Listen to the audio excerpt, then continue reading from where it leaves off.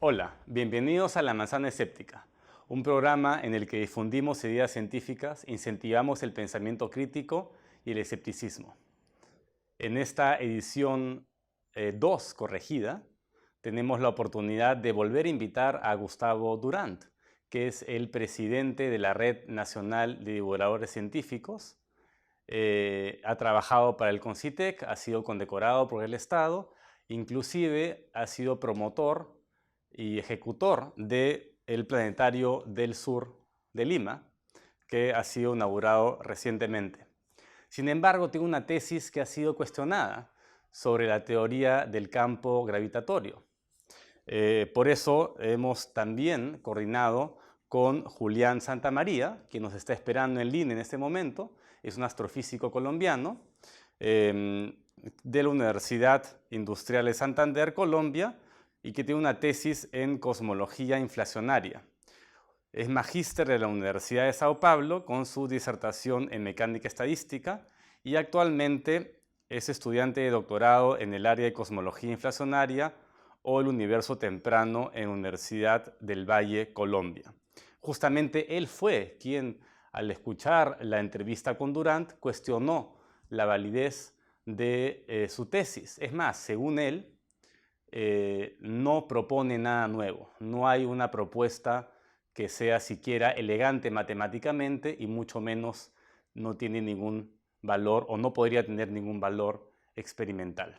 Aquí tenemos la entrevista con Gustavo Durand, que ha venido especialmente para defender su tesis, y también tenemos en línea a Julián Santamaría, quien la ha cuestionado. Muchísimas gracias, Víctor, nuevamente por estar aquí en tu programa. Uh-huh. Bueno, he tenido la oportunidad de ver el intercambio de expresiones en el debate que se ha generado. Yo no he intervenido directamente, me he enterado precisamente por esta discusión y dado este diálogo que ha ocurrido entre varios miembros de la comunidad de la Manzana Escéptica, es que acudo a tu invitación para poder tener este diálogo alturado con un profesional también del campo de la astrofísica. La teoría partió a partir de un deseo de descubrir o de hallar el valor de una constante que ha sido hasta hace poco o hasta ahora bastante elusiva, ¿no? Para los científicos a nivel mundial. Se trata de la constante de la gravitación universal. En realidad la tesis se trata de ello. Todo el trabajo está orientado a eso. En el camino he ido identificando algunas posibilidades dentro de esa búsqueda que han dado como consecuencia la propuesta que se termina de plasmar en el documento. Pero el objetivo fundamental era el de hallar la constante de gravitación. La constante de gravitación surge a partir de la teoría de Newton, ¿no? Cuando elabora la ley de la gravitación universal y establece que hay una constante que debe ser hallada. Él mismo no la puede hallar, ni de una manera teórica ni experimental. Va a ser Lord Cavendish varios años después, con la balanza de Cavendish, que logra calcular su valor desde un punto de vista experimental. Y a partir de ello, hacia los años de 1600, a partir de ahí, 1700, hasta la fecha, una gran cantidad de científicos ha tratado de encontrar su valor de una manera lo más exacta posible. Y tiene una característica fundamental. Es una de esas constantes similares a las de la teoría cuántica que tiene un valor muy, muy pequeño. Su valor es de 6,67 por 10 a la menos 11. O sea, es un valor muy, muy pequeño. Entonces, eso hace que cuando se trabaja desde un punto de vista experimental, el error que se obtiene es muy alto. Entonces, con todo, el último, hasta donde tengo yo ya la referencia, el último gran experimento con interferómetro láser fue desarrollado por Park y Faller, que obtuvieron el valor que es el que uso en la tesis. Tal vez está actualizado al día de hoy, porque la tesis está corriendo desde el año 2005. Entonces, ese es el valor que se ha obtenido con interferómetro láser, es decir, es un valor experimental con un alto grado de error. El objetivo planteado en esta tesis es el de hallar ese valor desde un punto de vista meramente teórico. Esa es la propuesta. En el camino he utilizado una variante, un paralelo con las ecuaciones de campo electromagnético. No las he usado para hallar la fórmula o el valor de la constante de gravitación, no he utilizado las ecuaciones de campo electromagnético, solamente las he puesto en forma referencial. Cuando el amigo Julián hace una crítica a por qué se usan las ecuaciones de campo electromagnético, no las uso. En realidad solamente los pongo aquí para que el lector acucioso evite tener que estar yendo a las fuentes y ver si lo que yo digo está relacionado. Yo las pongo ahí solamente como un referencial. El referencial señala lo siguiente, que hay un campo eléctrico que se genera a partir de la carga eléctrica y genera un tipo de interacción. Y cuando la carga está en movimiento se genera otro tipo de interacción. Uno es el campo electrostático y el otro es el campo magnético, ¿no? La carga eléctrica en movimiento genera un campo magnético a su alrededor. Muy bien, y son propiedades distintas pero que se unifican en la teoría de campo electromagnético y la cual tiene como resultado una fórmula que es la que obtiene Maxwell finalmente, que es la velocidad o la rapidez de la luz es inversamente proporcional a la raíz cuadrada del producto de la constante de permeabilidad magnética por la constante de permitividad eléctrica. Y eso es el motivo de por el cual esas fórmulas están ahí. Luego, a continuación, lo que hago es llevo ese símil al campo gravitatorio. ¿Qué es lo que está ocurriendo con el campo gravitatorio? En el caso del campo gravitatorio, lo analizo exactamente igual, con la misma fórmula, es una fórmula muy similar, solamente que aquí la constante de gravitación reemplaza a la constante eléctrica y la carga y la masa reemplaza a la carga eléctrica. Es inversamente proporcional al cuadrado de la distancia de las interacciones. En el caso del campo eléctrico hay una particularidad especial, que es el hecho de que esta opera en el vacío, el campo eléctrico es máximo, pero cuando hay un medio dieléctrico isotrópico al medio entre las dos cargas, inmediatamente el campo eléctrico y la fuerza resultante entre ambas disminuye. Eso es una particularidad del campo eléctrico. En el caso de la gravitación, hasta el día de hoy no he encontrado ninguna referencia a nivel mundial entre todos los científicos de qué es lo que ocurre cuando las masas interactúan en un medio diferente del vacío. Un medio isotrópico energético, masivo energético, diferente del vacío. Y lanzo ahí la pregunta, ¿qué es lo que ocurre cuando el medio es distinto del vacío? Y a continuación procedo a hacer ese análisis. Entonces, ya cuando hay un medio distinto del vacío, las particularidades, según la señalo en la tesis, se generan algunas distorsiones en el espacio-tiempo, tal cual fue planteado en la teoría de la relatividad. Entonces lanzo la pregunta, ¿no? ¿Qué ocurre cuando el medio es diferente al vacío? Y a partir de ello hago un análisis que me genera a mí un esquema, que es el con el cual grafico, y señalo ahí de que debería haber o existir un coeficiente gravitatorio fundamental distinto de la constante de gravitación, un coeficiente gravitatorio para el vacío y un coeficiente gravitatorio para el medio dependiendo del medio. De la misma manera que en el caso de los dieléctricos también hay un coeficiente de permitividad eléctrica, el epsilon sub 0, para el vacío y un coeficiente de permitividad para todos los demás medios. Cada uno tiene la cera, el papel, el aire, cada uno de ellos tiene un coeficiente de permitividad. En el caso del vacío, para el caso de la interacción de masas, también le asigno un valor al campo, a esto, ¿no? Una asignación que es el gamma. Y para el vacío es gamma sub 0. Y hago el análisis y con ello construyo un primer paquete de ecuaciones. Yo afirmo, y eso es un postulado, es un postulado, no requiero probarlo todavía, no lo puedo probar. Es cierto, no lo puedo probar, lo lanzo simplemente. Ese es el primer postulado.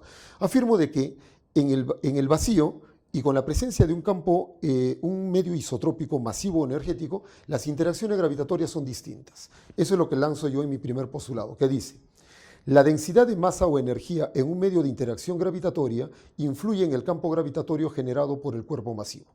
Ya está. No lo puedo probar, pero con ese postulado, que es nuevo, es decir, no está en ninguna otra parte, a no ser que el doctor Julián pueda demostrarme, ¿sabe que esto ya fue planteado en otro sitio? No, claro. Yo digo que no ha sido planteado. Y si ha sido planteado en otro sitio, asumo yo la propia autoría personal de este postulado. Este postulado lo lanzo y con él construyo unas primeras relaciones que se resumen en las relaciones de campo eléctrico y las de campo gravitatorio, donde epsilon sub 0 para el caso del campo eléctrico se constituye un mínimo con el campo en el vacío como un máximo, el campo eléctrico en el vacío como un máximo. En el caso del campo gravitatorio ocurre lo contrario. gamma sub cero, es decir, el gamma para la interacción gravitatoria en el vacío es mínimo, entre dos masas. Pero cuando le metes algo al medio, inmediatamente el campo gravitatorio se incrementa. Es decir, en un medio diferente del vacío, el campo se empieza a elevar. Como es inversamente proporcional, el campo gravitatorio en el vacío es menor que cuando está interactuando en un medio distinto del vacío. Eso es lo que señala aquí. Y esas expresiones están señaladas en la ecuación o en la tesis. Luego, no tengo forma de probar, todavía nadie lo había probado, y cuando nosotros conversamos no estaba probada la existencia de las ondas gravitacionales. Claro, ahora no se sabe por ahora el están choque probadas. de agujeros en ese negros. momento yo no lo podía probar, yo solamente lancé la idea. Las ondas gravitatorias se desplazan en el vacío con la rapidez de la onda electromagnética. Nuevamente, esto me parece que sí está planteado, pero nadie lo ha usado en estos términos. No tengo yo forma de probarlo, perfecto, pero ya fue probado. Ahora lo que falta es probar de que la onda gravitatoria ya existe, pero falta probar de que se desplaza con la velocidad de la onda electromagnética. Eso creo que todavía no ha sido probado por toda la literatura que tenemos a disposición. Pero de todas maneras yo lancé el segundo postulado.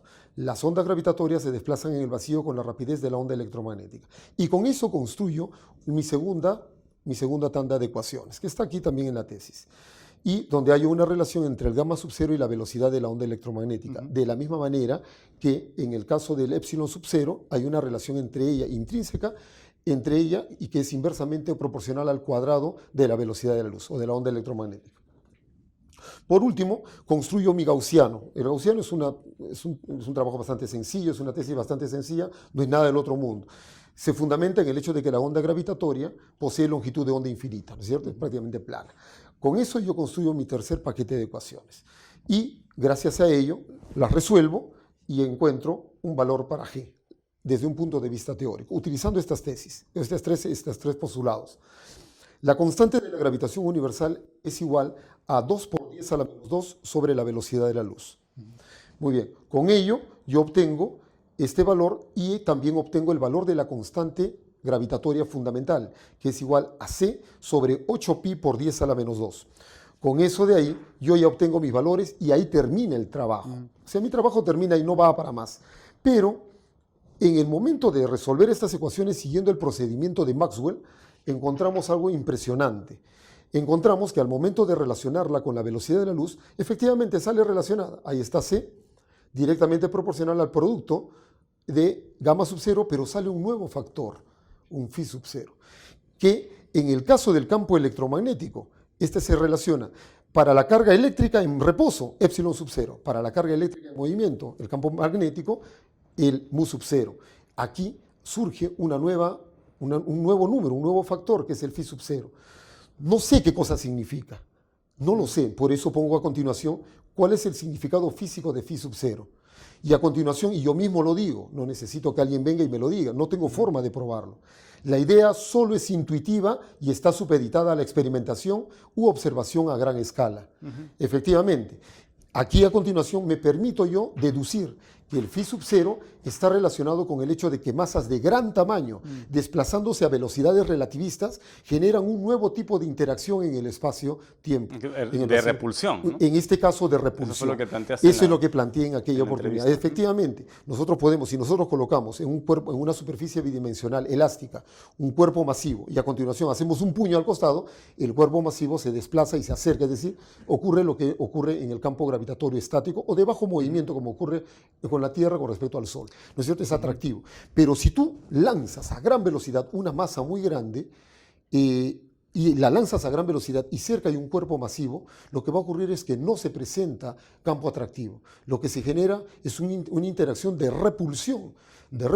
Yo afirmo que la repulsión se da en una dimensión n+1. Eso es lo que señalo en esta tesis. Muy bien, entonces, finalmente señalo de que la constante de gravitación que halló Parkes y Faller, que es de 6,67234 por 10 a la menos 11, no está hallando el valor de la constante de gravitación universal, sino que está hallando el valor de la constante para un medio distinto del vacío, en este caso para la Tierra. Para poder hallar el valor de la constante de gravitación en el vacío, tendríamos que sacar todo el armatoste el interferómetro láser de Parkes y Fowler y sacarlo de la órbita de la Tierra, sacarlo de la órbita del sistema solar e incluso fuera de la Vía Láctea, y cuanto más lejos nos alejemos en el espacio vacío, en el espacio profundo, el valor de 6,67234 se va a ir acercando al valor de 6,67128 por 10 a la menos 11, tal cual se encuentra en el valor hallado según estas operaciones y esta investigación. Julián, ¿cómo estás? ¿Estás con nosotros desde Colombia? Julián, sí, a mí me hace escuchar un poco más lejos, pero quisiera que puedas explicar a grandes rasgos las objeciones que tienes a la tesis de Durant. Él te está escuchando. Ok. Entonces, bueno, inicialmente caigo en cuenta de la existencia de este trabajo porque estoy suscrito al canal de La Manzana Escéptica y me gustan mucho sus programas. En este caso, el programa de La Manzana aborda un tema que tiene que ver conmigo, puesto que he estudiado el tema desde un punto de vista técnico, porque me estoy preparando para ser científico en el área. Entonces, el trabajo me causa impresión precisamente por lo que dice el autor, en este caso es el señor Gustavo Durán Barrera. Me causa, admiración porque ese tipo ese tipo de proposiciones, ese tipo de cuestiones, cuando alguien dice que tiene alguna teoría o algo relevante para decir que puede cambiar las ideas de la física, pues llama bastante la atención, sobre todo a alguien que es versado en el tema. Ok, entonces voy a hacer algunas consideraciones generales sobre el documento. El documento lo encontré en un diario, está en un diario pegado es un diario conocido en Perú. El titular dice: peruano plantea posible existencia de nuevo tipo de campo gravitatorio. Una noticia bastante especial, ¿no?, para los que estamos en esta área. Entonces, de ahí que me intereso por el tema. Y bueno, lo que quería hacer era más o menos un resumen del escrito que encontré allí, que es de más o menos 21 páginas. Ya escuché a Gustavo, dar el resumen, que es un resumen bastante completo del documento. El documento del que voy a hablar se llama Consideraciones sobre la naturaleza del campo gravitatorio, análisis teórico de la constante gravitacional universal y el campo gravitatorio para masas en movimiento. Entonces, básicamente, cuando empiezo a ver el documento, le echo una ojeada rápida y descubro que las referencias o la bibliografía que sale al final efectivamente no está referenciada dentro del texto, para empezar. Segundo, las referencias que coloca, muy interesantes, son bastante divulgativas para hacer un texto que se refiere a una teoría nueva. Tiene algunos libros de ingeniería. Me llamaron la atención dos libros que son los que se estudian en posgrado, que es el libro de Steven Weinberg, que es premio Nobel. Tiene un libro muy interesante de gravitación y cosmología, y lo mismo el libro técnico de Robert Walt, que se estudia casi todos los posgrados en el mundo. Basado en esa bibliografía que da el autor, me imaginaría yo que conoce en detalle lo que las referencias dicen. El resto de las referencias no les encontré mayor uso, puesto que eran divulgativas, y algunas eran unos libros de física para ingenieros, el caso del libro de Servo, el caso del libro de Tipler. Entonces me llama poderosamente la atención que no haya referencia, o sea, que no estén referenciadas los libros en el texto, y segundo, que las referencias no tengan artículos científicos actuales, ni del pasado, ni de ninguna índole.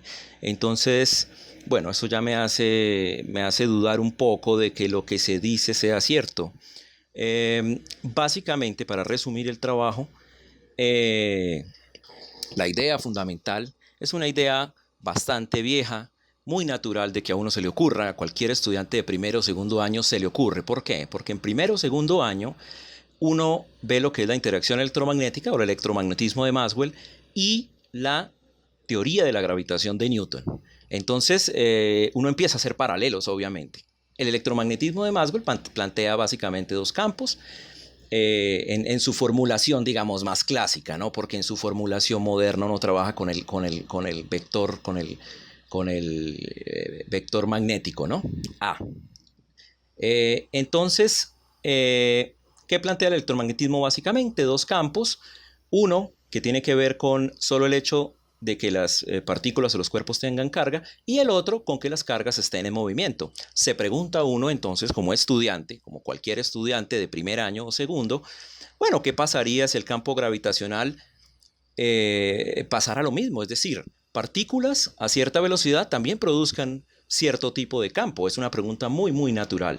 La gravitación de Newton no tiene este concepto. De hecho, como ya lo dijo Gustavo Durán, las trayectorias se explican sin ningún otro tipo de campo, ¿no? Lo único que no explican las ecuaciones, digamos, llamémoslas las ecuaciones de campo de Newton, la ecuación de Poisson. Lo que no explican es, por ejemplo, la precesión del perihelio y de mercurio. Pero básicamente esa teoría no tiene una especie de campo magnético gravitacional, pero uno sí se lo puede imaginar muy fácilmente, ¿no? Haciendo una simple analogía con el campo electromagnético. Ahora, ¿qué pasa con la teoría de la relatividad general?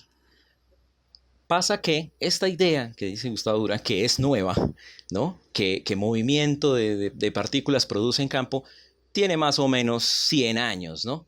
Desde la publicación en 1915 de la relatividad general de Einstein. Es obvio que si uno ve los libros de Weinberg y de Wald, se da cuenta que el movimiento de partículas, el movimiento de cuerpos, solo por el hecho de tener masa, contribuyen al tensor energía-momentum que aparece en las ecuaciones de campo de Einstein. Entonces, ahora sí, la densidad de energía contribuye al campo gravitacional y sí, el movimiento contribuye al campo gravitacional. Entonces, es una idea para nada nueva. Es una idea que no tiene novedad alguna de ninguna categoría. Y quería, digamos, completar este resumen, más o menos también a grandes rasgos, con los postulados, ¿no? Unos postulados que, como Gustavo dijo, él los puede proponer, porque él lo quiere así son los postulados, como los postulados de la relatividad especial, como los postulados de la relatividad general. En este caso son tres. El primero dice: la densidad de masa o energía en un medio de interacción gravitatoria influye en el campo gravitatorio generado por un cuerpo masivo. Eso ya lo sabemos de relatividad general. Entonces, no es ninguna cosa novedosa ese postulado. Segundo, las ondas gravitacionales se desplazan en el vacío con la rapidez de la onda electromagnética. Aquí hay un punto muy interesante. Él dice que es un postulado. Las ondas gravitacionales, ¿qué son las ondas gravitacionales? Son una consecuencia de las ecuaciones de Einstein. O sea que las ondas gravitacionales fueron propuestas hace 100 años. Estábamos esperando porque esas ondas gravitacionales sean observadas en la naturaleza. Cosa bastante difícil, lo que no pasaba con las ondas electromagnéticas. Entonces, el hecho de que las ondas se desplacen en el vacío, digamos en el vacío, entre comillas, con la rapidez de la onda electromagnética, pues es una cosa ya bien sabida en relatividad general. Cualquier estudiante avanzado de pregrado, de posgrado, es capaz de deducirla basado en el análisis de la relatividad general. Es una propuesta extremadamente vieja. Y el tercer postulado: las ondas gravitacionales poseen una longitud de onda infinita. Eso sí, no tengo palabras ahí para describir eso. No tiene, parece que no tiene sentido. Me encantaría escuchar una explicación que en el texto no está. Y para finalizar, él dice que propone básicamente una constante de gravitación teórica, cosa completamente falaz desde el punto de vista para el que lee el documento. Digamos, le puede generar alguna risa. ¿Por qué? Porque lo que hace es coger G, la G que se da experimentalmente, coger la C, la velocidad de la luz, multiplicarlas, y eso le da un valor, el que él decía, el de 10 a la menos 2, creo que es 2 por 10 a la menos 2. Luego define la G teórica como ese numerito dividido entre C. Y listo, postulé mi G teórica, ¿no? Claro, eso tiene una historia desde atrás, pero entonces, si quieren, paro ahí y podemos discutirlas más adelante. Claro, Gustavo, no sé si puedes Sí, claro, claro. intentar refutar lo que acabas de escuchar, Claro. tal vez. Nuevamente, me reafirmo al inicio de toda la exposición, ¿no? No estaba en la tesis la búsqueda de un campo gravitatorio para masas en movimiento. No era ese el objetivo del trabajo. El objetivo del trabajo era buscar una vía para encontrar el valor de la constante de gravitación universal. Podría ser, es como bien lo señala Julián, que tenemos una gran cantidad de material regado por todas partes.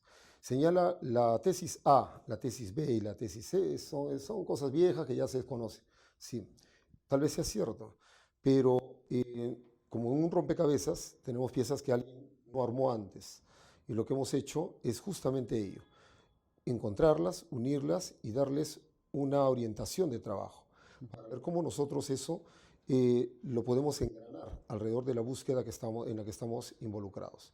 Puede que sean tesis antiguas, puede que sea, pero yo preguntaría, ¿algún científico se ha dado el trabajo de tratar de encontrar la constante de gravitación por medios teóricos, primero? Y habiéndola hallado, yo postulo, y lo indico aquí, que digamos que estuviera yo equivocado, el planteamiento dado fuera erróneo, y efectivamente pues tal vez estuviera lleno de errores, y el valor el valor de la constante de gravitación no fuera el que he señalado el que señala en la tesis. No importa cuál sea el procedimiento que se escoja. Al tener la velocidad de propagación del campo gravitatorio, de la onda gravitatoria, está relacionada con la velocidad de la onda electromagnética. De todas maneras ella va a estar ahí, adentro. Va a inferirse su existencia y su relación. Y entonces, como C no puede ser igual a G, de todas maneras va a haber algo más al costado. Es decir, hace un momento nuestro amigo Julián criticaba el hecho de que no había referencias, que el libro tal, que una tesis.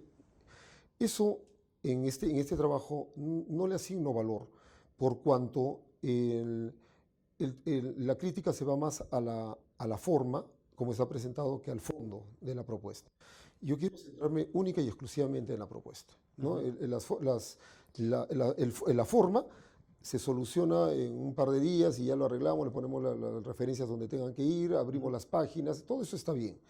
A lo que vamos es al hecho de que en el fondo un trabajo concienzudo, realizado, y como bien lo señalo aquí, que ahonde en la tarea de la búsqueda de la constante de gravitación universal por medios teóricos, de todas maneras va a arrojar un resultado con una constante que de todas maneras va a estar relacionada íntimamente con el hecho de que la existencia de un nuevo tipo de campo de naturaleza gravitatoria. Tal vez me haya equivocado, voy a aceptarlo, pero hasta ahora no le he encontrado. En la intervención de Julián señalaba, 2 o 3 veces ha señalado, y también lo indica en el debate que surgió en Facebook, de que las consideraciones para llevar adelante esta propuesta son básicas. Ha mencionado un muchacho de primer o segundo año de universidad, lo puede tomar, qué sé yo, o de los primeros años, ¿no?, universitarios. Yo le digo de que, y digo en general, ¿no?, de que la ciencia no tiene que ser compleja. Hay un intento de los grandes eruditos y doctores, etcétera, por tratar de complejizar, y tienen la idea de que todo es complejo, y la realidad no es compleja. Y quiero entregarle, justamente yo traía estas muestras, ¿no? La determinación de la relación carga eléctrica-masa del electrón por Thomson. Utiliza álgebra de segundo año de secundaria, tercer año de secundaria. La determinación de la carga del electrón por Millikan es una física básica, de secundaria también. El radio de Bohr, física de quinto año de secundaria. Y por último, ya si hablamos de la relatividad, las consideraciones geométricas y las consideraciones matemáticas de ellas hacen uso de matemática del primer año de universidad, con la ecuación de Lorentz desarrollada. Y lo que tenemos es L igual mc cuadrado. Y lo dice aquí el texto. También aquí la mayor parte de las matemáticas implicadas están solamente a nivel universitario, etc. Y ahí lo tienes. No, está bien. Yo creo que no requieres complejizarte demasiado, aparte de que la búsqueda de la constante de gravitación universal, que me parece que ha sido algo que lo han soslayado desde un punto de vista teórico, ha sido soslayado por la ciencia o por los científicos investigadores o teóricos, nos da a nosotros la posibilidad de poder hacer uso de matemáticas básicas en el sentido estrictamente técnico, a fin de poder lograr obtener esos resultados. Por eso es de que, y lo señalamos nosotros al inicio, ¿no?, de la propuesta, la presente tesis plantea de una manera sencilla y elegante sobre los criterios de 3 postulados base una nueva visión de análisis de la naturaleza del campo gravitatorio. Está bien, yo creo que eso ya se ha comentado, pero creo que la crítica de Julián no es que sea simple o compleja, sino que en realidad no propone nada nuevo. No sé si puedes ahí hacer un comentario, Julián, directamente. Sí, bueno, acabo de escuchar, digamos, el comentario que hace Gustavo. Una aclaración antes. No existe complejidad en las leyes de la física, son realmente bastante simples y la relatividad general se puede proponer en básicamente una página. Y lo mismo las ecuaciones de campo de la gravitación, lo mismo la mecánica cuántica. Son cosas bastante simples, no es ni siquiera complejizar. Ahora, digamos, entrando más en materia, Gustavo dice que él básicamente anuncia cuál es el valor de G y que lo deduce de algunos postulados. Eso es completamente falso en el escrito. En el escrito existe una analogía con el campo electromagnético debido a que la permitividad y la permeabilidad magnética dan cuenta de la velocidad de la luz. Hay un error básico que es el siguiente: cuando él considera una permitividad en un medio, esta permitividad del medio es una cosa que se llama campo efectivo en física. No es para nada fundamental, la cantidad fundamental es epsilon sub 0. Y además es evidente de las ecuaciones de Einstein, que en un medio continuo se producen, digamos que interacciones, o llamémoslo fuerza entre comillas, porque realmente curvatura para masas en movimiento en el sistema de referencia. ¿Qué pasa entonces con la G que dice Gustavo que él propone? No la deduce de ninguna parte, porque lo que hace es decir que G es una función de C. O sea, decir que la constante gravitacional no obedece a experimentos diferentes de la constante C, sino que están relacionados de alguna manera. Eso es muy fácil de proponer. Yo podría proponer que la constante H barra de la mecánica cuántica también depende de C y de G, digamos también, y proponer que depende una de la otra. Lo que hace ahí es simplemente multiplicarlas, eso le da un valor y luego define una teórica como él quiere. Eso no son ningún tipo de predicciones, o sea, eso es un intento de adivinación. Es como si yo cogiera unas constantes y dijera, la velocidad de la luz me debe dar tanto, y lo publico. Miren, científicos, debería dar 10, porque yo lo digo, lo saqué de ahí, de dividir por c cuadrado. Entonces es algo bastante ingenuo pensar que esa puede hacer una predicción. Y no hace ninguna predicción. Como ya dije, los postulados son el de la relatividad general, y uno es una consecuencia de la relatividad general, que es la velocidad de las ondas gravitatorias. El otro es absolutamente absurdo. Hay ondas gravitatorias de todo tipo de frecuencias y longitudes de onda. Y por último, no existen ecuaciones de movimiento, es decir, no existe ni siquiera una teoría. O sea, no existe teoría. Ni siquiera existe el concepto de teoría. Ni siquiera uno podría hablar de que es una teoría no falsable, porque la teoría ni siquiera existe. Él debe saber, según las referencias que puso ahí, cómo es que se enuncia una teoría en términos de ecuaciones diferenciales. ¿Cómo se le ocurre a uno decir que va a plantear una nueva teoría? Eso por un lado, y por el otro lado lo que ya dije acerca de la constante gravitacional, que es absurdo, es una especie de adivinación lo que se quiere hacer. Y sí, tiene razón en que la ciencia no nos da esas constantes desde cero.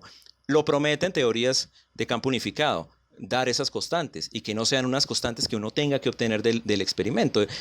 Sobre eso sí hay trabajos serios y relevantes, y no tiene nada que ver con la simplicidad. Simplemente dije que la idea no era novedosa, y dije que se le podía ocurrir a cualquiera, y que cualquiera puede salir a decir a palestra pública que predice algunos valores o que tiene una nueva teoría sin ni siquiera tenerla. De todas formas, este trabajo no ha sido ni siquiera revisado, que yo sepa, por algún científico, como se hace usualmente en las revistas de revisión por pares. Y no tiene que ver con una cosa de eruditos, es una cosa de profesionales en el campo.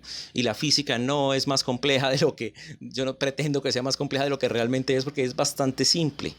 Entonces, digamos, a ver, esas son las cuestiones que yo le plantearía a Gustavo para que las respondiera. Sí, a ver, claro.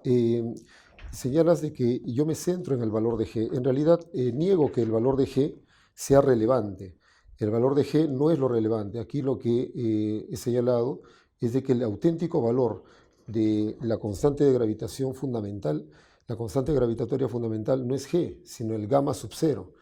El gamma sub 0, cuyo valor es el de C sobre 8pi por 10 a la menos 2, sí, claro, es el auténtico valor de la constante de gravitación para el yo lo vacío. entiendo. Ese es el valor. El otro, no, el otro es la constante gravitatoria que ha salido para la Tierra. Ese es un valor meramente circunstancial. Seguramente que si se hiciera el experimento en la Luna, el resultado sería distinto. Y si te fueras a Marte, te va a salir algo ligeramente distinto también. El valor fundamental es el gamma sub 0.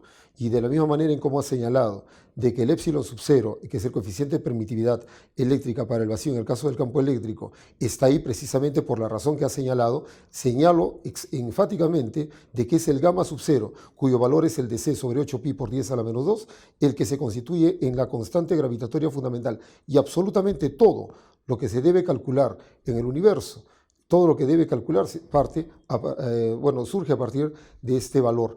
Eso es lo que señala la Sí, pero propuesta. ¿de dónde sale el gamma sub 0? Es que ¿de dónde sale el gamma sub 0? Es simplemente una relación que haces, una analogía que haces con el campo electromagnético. Es que es algo muy simple, muy sencillo y que a cualquiera se le ocurre y que muchas veces a cualquiera se le puede ocurrir, ¿no? Y inventarse un medio. Es que ese es el otro problema grave.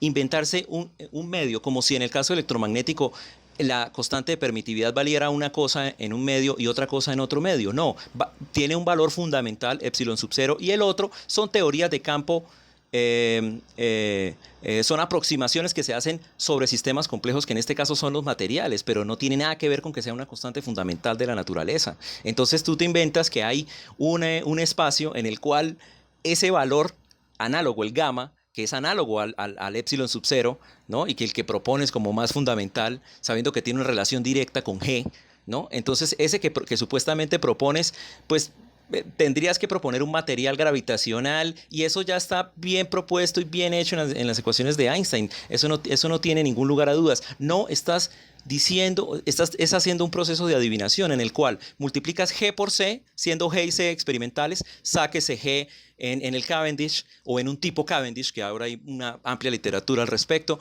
o en sistemas astrofísicos grandes, sistema solar. G de muchas partes se puede calcular porque tiene que ver con los fenómenos gravitacionales. Pero multiplicar G por C, decir que se te da 2 por 10 a la menos 2, luego asumir un valor de gamma sub 0 y listo, ¿eso es lo que se predice? No, eso es absolutamente irrelevante ese procedimiento, absolutamente errado, no tiene ningún lugar, no procede de ninguna parte, no existen ecuaciones de movimiento de ningún estilo, entonces yo no veo cuál es la predicción, no existe ninguna predicción en ese escrito. Ok. Previamente, antes de que se dé ese valor, se señala la presencia de los postulados. Y a partir de los postulados es que se generan las expresiones matemáticas para dar justamente el resultado que tú ves ahí, el G por C. O sea, no es algo que se me ocurre en el aire, no es que yo vengo de frente y digo, ya multiplicando esto por esto y me va a dar esto otro. No, sale a partir de 3 postulados base. Primero, la densidad del medio, la densidad de masa o energía en un medio de interacción gravitatoria, influye en el campo gravitatorio generado por el cuerpo vacío, en el vacío, ¿no? Entonces, y el segundo, que el hecho de que la onda gravitatoria se desplace con la velocidad de la onda electromagnética obliga, yo afirmo que obliga, y lo afirmo enfáticamente, obliga a que la constante de gravitación y la constante gravitatoria fundamental deban estar relacionadas íntimamente con la velocidad de propagación de la onda electromagnética. Yo te aseguro, Julián, yo creo que sí, vamos a mantenernos cada uno en nuestra posición. Y yo creo que ya, y me está haciendo así señas, Víctor, de que estamos ya para terminar por el tema de la memoria. Yo te te hago una apuesta de trabajo o una propuesta de trabajo. Tú eres cosmólogo, eres un profesional en la materia. Te invito a trabajar sobre el tema de la búsqueda teórica del valor de la constante de gravitación universal. Si tú, en unos meses o en unos años, haces la propuesta final y señalas, he hallado el valor de la constante de gravitación universal y o una constante gravitatoria fundamental por medios teóricos y su resultado es este, que es distinto al tuyo, por métodos distintos y con todas las salvedades que estás señalando, entonces definitivamente no tengo otra cosa más que sacarme el sombrero y decir, me equivoqué, nada más. Pero en estos momentos estamos discutiendo en una suerte de que yo me afirmo en mi posición y tú te afirmas en la tuya. Yo te invito a que trabajemos este tema, intercambiemos pareceres y en el tiempo yo creo que vamos con la preparación y la formación de cosmología que tienes, creo que podemos dar un gran resultado y una gran propuesta a nivel de la ciencia en el hecho de lograr conseguir este valor de la constante de gravitación que hasta el día de hoy ha sido tan evasiva para la física moderna, ¿no? Con respecto a quién está trabajando por calcularlas o por dar un sustento teórico a las constantes fundamentales de la naturaleza, que son C, H barra, G, que definen el sistema de unidades naturales, pues es obvio que una gran cantidad de personas están trabajando en eso. Todos estamos trabajando en lo mismo, ¿no? Es evidente que si uno construye una teoría para poder calcularlas a partir de primeros principios, evitando el experimento, sería absolutamente fantástico. Y en eso han trabajado por más de 100 años los científicos en todo el mundo. Entonces ahora venir a hacerme una invitación para trabajar con una persona que simplemente lo que hace es multiplicar G por C, eso le da un valor y eso lo relaciona con un gamma sub 0, haciendo una analogía simple y rutinaria con el campo electromagnético, me parece descabellado. Me parece descabellado. El escrito no predice nada, no dice nada, no parece que Gustavo no entiende que el épsilon de la permeabilidad del medio no es una cuestión fundamental en física. Eso lo puede aprender en cualquier texto de física básico de electromagnetismo. Le recomiendo el Jackson, le recomiendo el libro de Griffith, para que mire bien, estudie bien el electromagnetismo, porque no es una constante fundamental y te puedo pasar las referencias de los libros exactamente donde eso lo dicen. Entonces, si tú vas a hacer una analogía, ni siquiera haces bien la analogía, porque ¿cómo vas a decir espacio vacío en relatividad general cuando ni siquiera entiendes lo que es un espacio-tiempo? Entonces, la tesis, yo, digamos, concluyo que es una tesis que ni siquiera podría pasar como tesis de grado en un pregrado en una universidad. Y si la universidad donde estudiaste la pasaste, ahí, en esa universidad, eso habla bastante mal de la universidad y es un tema grave. Es un tema grave. Muy bien. Bueno, por supuesto que te mantienes tú en tu posición y yo me mantengo en la mía. Definitivamente el tiempo dirá, cuando ya se hayan hecho los trabajos y aparezca efectivamente el valor de la constante de gravitación fundamental desde un punto de vista teórico o encontrada, obtenida desde un punto de vista teórico, ya veremos dónde nos hemos equivocado, quién es el que tuvo la razón y quién sabe, ¿no? Podamos verlo, ¿no? Como le pasó a Higgs, ¿no? ¿A quién? Que vivió hasta el amigo que descubrió el bosón de Higgs. El bosón de Higgs. Ha podido ver. ¿Qué le pasó claro a Higgs? Que sí, y ha llegado no, señalaba el hecho de haber llegado a la ancianidad, ¿no? Después de haber hecho la propuesta y que efectivamente ha sido esos comprobada. Datos históricos. Esa ya desde un punto de vista experimental. ¿Y esos datos históricos qué tienen que ver? El tiempo va a ir señalando dónde estuvo la razón y dónde estuvo la equivocación, ¿no? Por lo pronto, continuaremos trabajando. Sí. Por nuestra parte también no nos detenemos, seguimos en esa tarea. Y bueno, yo me imagino que estás trabajando también en ello. Y el tiempo dirá. No, el tiempo no dirá. El tiempo no dirá porque esa es una simple adivinación. Es que supongamos que yo propongo que vale 10. A ver, científicos, trabajen experimentales. Supongamos que por azar del destino les da 10. ¿Tú crees que me van a dar el premio Nobel por haber dicho que fue 10?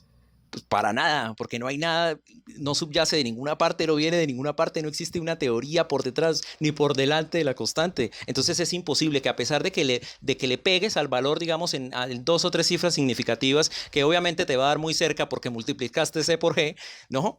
Así quien no, es como si yo multiplicara C por H barra y pusiera H barra en función de C y me inventara otro gamma para medios continuos en mecánica cuántica. La misma cosa, nadie te va a dar la razón ni te va a dar un premio ni nada por el estilo, porque eso no tiene sentido, no tiene sentido, es un tema de adivinación que no tiene sentido. A ver, definitivamente no acepto el tema de la adivinación, ¿no? Aquí he fundamentado el trabajo en postulados de trabajo y estos han generado relaciones matemáticas a partir de los cuales he construido lo que finalmente se aparece ahí. Si se tratara simplemente de multiplicar G por C, pues es algo bastante sencillo, como tú lo señalas, pero aquí no ha habido eso. Aquí se ha construido una síntesis matemática a partir de los postulados básicos que están planteados. Nuevamente te digo, ¿no? O sea, podemos seguir ahí discutiendo toda la noche, pero tú mantienes tu posición y yo mantengo la mía. Seguiremos trabajando y el tiempo lo dirá, ¿no? A ver, Julián, tus últimos comentarios. Sí, más que comentarios, una pregunta. ¿Tú entiendes qué significa la permeabilidad del medio? ¿Y entiendes que eso no es una constante fundamental? ¿Tú entiendes eso? O sea, entiendes que lo que se hace es física de materiales ahí y a veces, como decías, ahí es isotrópico, entonces es lineal, pero a veces no, pero es simplemente una cosa de teoría de campo efectivo que no tiene nada que ver con las constantes de la naturaleza. O sea, ¿entendías eso? ¿Entiendes eso? Yo quiero saber eso. Bueno, por supuesto que sí, claro que sí. Claro que pues sí. no parece, porque no parece, porque ¿cómo te vas a ello? inventar un medio astrofísico? Claro, a no ser que juntes un montón de materia y a eso lo llames medio astrofísico, pero eso ya se hizo en relatividad general, entonces no hay nada nuevo. Bueno, ya lo dije, para Entonces, no es resumir, nada los nuevo, postulados... sí, pero si tú me estás Sí. señalando, si tú me señalas de que eso existe y ya está planteado, entonces no me digas que no se puede hacer. Lo que estoy haciendo es tomar ese conocimiento y darle una forma en la estructura que yo estoy planteando. Sí, no. ¿Por qué dices que no? Sí, sí. Que no, que sabiendo que el épsilon parte, la permeabilidad parte de utilizar, de hacer física en un medio continuo y hacer aproximaciones, y no es nada fundamental. Si tú puedes coger también, como ya te dije y te lo repito, puedes coger un montón de materia y decir que ese es tu material y que por ahí vas a transmitir las ondas o que ese material tiene una permeabilidad o lo que sea. Pero ese asunto, mecánica cuántica, a pesar de que la analogía parezca buena, eso no funciona. En la mecánica relativista, el espacio-tiempo se comporta como una superficie elástica. Lo que propone la teoría es de que la presencia de un medio gravitante, un medio masivo, genera un cambio en la estructura del espacio-tiempo. Eso es mensurable a partir del gamma. El gamma lo que está señalando es ese cambio en la estructura del espacio-tiempo por la presencia del cuerpo masivo. Entonces... hazme un favor, ya que hablas de espacio-tiempo, ¿cuál es el tensor que describe el espacio-tiempo? Pues aquí no vamos a hacernos preguntas básicas. Aquí sí vamos a hacer eso. Sí, aquí sí vamos a hacer eso. Porque yo necesito saber que cuando tú digas espacio-tiempo, ¿a qué te estás refiriendo exactamente? Si no, no tiene sentido la conversación. ¿A qué te refieres con espacio-tiempo? ¿En dónde está representado? ¿En qué está representado? ¿Qué cantidad física? Una pregunta, pues como si fueras un profesor con... Bueno, entonces no tiene sentido seguir discutiendo cuando no entiendes ni sabes ni siquiera la teoría de la relatividad general. No te lo voy a general. aceptar de esa manera. Pues. No, eso ya me parece un atrevimiento de tu parte. No, es un atrevimiento de tu parte decir que entiendes cuando ni siquiera sabes dar el nombre de los tensores más relevantes en relatividad general. Simplemente dilos y ya. Y yo te digo espacio-tiempo es esto. Y listo, sigues hablando. Me preguntes como si fueras un profesor y yo fuera un alumnito. Pues. ¿No? Entonces, no, pues... Pero es que... No te estoy preguntando como un profesor, simplemente dices espacio-tiempo y yo te digo, ¿a qué te refieres con espacio-tiempo? ¿A qué cantidad física? ¿A qué tensor en relatividad general te refieres? Porque si tú me dices espacio-tiempo no te voy a entender. Tenemos que hablar en el lenguaje de la relatividad general cuando tú hablas de espacio-tiempo. Si no quieres advertir la relatividad general, si no quieres creer que la relatividad general es cierta, si no la aceptas, entonces eso es otra historia. Pero una cosa es no entenderla y otra cosa es no aceptarla. Ni siquiera la entiendes porque me dices espacio-tiempo y no sabes a qué tensor te estás refiriendo. Entonces no tiene sentido seguir hablando así cuando los términos están bien definidos. Ni siquiera yo soy ningún profesor. Estamos hablando de tú a tú. Por eso te pregunto, ¿a qué te refieres con espacio-tiempo? Muy bien, me parece ¿A qué tensor? interesante y creo que va a haber una oportunidad para poder seguir dialogando. Gracias. Julián, ¿no quieres decir unas últimas palabras? No, básicamente el escrito no tiene ninguna relevancia científica en ninguno de sus aspectos, no dice nada nuevo, los postulados son cosas que ya se saben, uno son postulados de la relatividad general y otro es una sencilla consecuencia de las ecuaciones de campo de Einstein. Y listo, no tiene ninguna relevancia científica, el texto no está ni siquiera bien escrito y esa es mi opinión al respecto. ¿Acabaste física en San Marcos y presentaste ahí la tesis? ¿O cómo fue? Claro, nosotros la presentamos con el doctor Bustamante, decano de la Facultad de Ciencias Físicas, el doctor Peña, quienes le han hecho la valoración. Luego el doctor Modesto Montoya también incluso hizo un análisis de la misma y lo envió, porque él es físico relativista. Qué raro, porque no está publicada tu tesis en Cibertesis. Normalmente en San Marcos se publican ahí las tesis una vez que uno termina. En la de la DINA. ¿En San Marcos? No es. Y tampoco sale que te hayas graduado de físico. ¿Acabaste ahí la carrera? Falta el último ciclo. ¿Sí? Sí. Y bueno, eso está para complementar, ¿no?, el trabajo. Qué raro, porque estuve averiguando y únicamente culminaste 77 créditos de 270. Eso no es ni el primer tercio de la carrera. ¿Qué fue lo que pasó? 77 créditos. Justo porque como al no verla publicada, me interesó saber si es que habías acabado la carrera, ¿no? Entonces eso es... Que uno puede ser autodidacta. Eso es relevante, ¿no? Bueno, uno podría ser un autodidacta, ¿no? Pero aparentemente no acabaste con los cursos necesarios para poder escribir una tesis tan ambiciosa. Entonces, ¿cómo fue? ¿Tú mismo te formaste para poder escribir la tesis? Sí, pues definitivamente. Ese ha sido el trabajo que se ha ido desarrollando a lo largo del tiempo. Entonces, no es cierto que te faltaba poco, más bien te quedaste al inicio de la carrera. Bueno, sí, le falta ahí la complementación. Entonces, ¿es cierto que fue revisada por Modesto Montoya, pero nunca fue sustentada? No. Modesto lo revisó, Víctor Peña, Bustamante. Ya. Son los tres con los cuales trabajamos también con Rafael Carlos. Entonces, ¿no enviaste tu tesis a ninguna revista especializada en física? Porque acá sale que ha sido publicada en Script, ¿no? Que es una página justamente personal. Para que pueda hacerse las revisiones del caso. Justamente será la idea. Porque la tesis tiene más de 7.000 vistas, pero tiene una sola revisión de 5 estrellas. Una sola persona la ha calificado, no tiene ni un solo comentario. Ya, ¿no hay revisiones abajo en la parte baja para hacer los comentarios? No hay ningún solo comentario y tiene una sola revisión y 7.000 vistas. Entonces no fue revisada ni contrastada por pares. Claro, no, definitivamente no. Definitivamente no creo que haya sido revisada por pares. Ha sido revisada por una gran cantidad de público que me imagino que ha estado interesado en la temática. Perfecto, entonces no sé si puedes resumir tu apreciación. ¿Te parecieron válidas las críticas de Julián? A ver, cuéntanos un poco. Toda crítica es válida y es positiva, en el sentido de que nos ayuda a buscar la manera de poder subsanar y sustentar de una mejor manera la posición que uno plantea, ¿no? Entonces, definitivamente hay que continuar trabajando. Es una búsqueda, como bien lo ha señalado, ambiciosa y que requiere que justamente se tenga acceso a una gran cantidad de material que se está produciendo a nivel mundial. Para nosotros es muy importante poder contar con esta información que permita fortalecer la propuesta que se está dando. En el tiempo estoy seguro de que yo sustento y sostengo que la propuesta planteada va a dar y se va a sustentar en el tiempo de una manera experimental. Hasta ahora, el hecho del descubrimiento de la existencia de las ondas gravitatorias da un sustento al segundo postulado. Falta determinar la velocidad que esta tiene. Todavía no ha sido hallada. Con ello, la velocidad de propagación de la onda gravitatoria, al tener una relación intrínseca con la velocidad de la onda electromagnética, va a obligar en la teoría y en la práctica a que la constante de gravitación esté directamente relacionada con la velocidad de la luz. El resultado final va a arrojar un resultado final que va a estar relacionado con el hecho de que la masa de movimiento genera un tipo de interacción en el espacio vacío. Bueno, esta fue la edición 2 corregida de La Manzana Escéptica.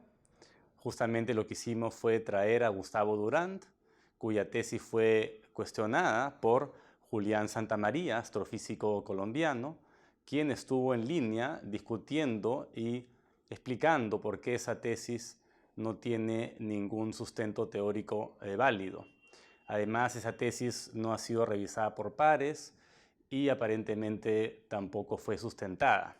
Es importante que revisen estos temas y como cualquier medio de comunicación, uno puede siempre cometer errores, por eso que dependemos bastante de las personas que nos escuchan, de los expertos, de los físicos, de los biólogos, de los psicólogos.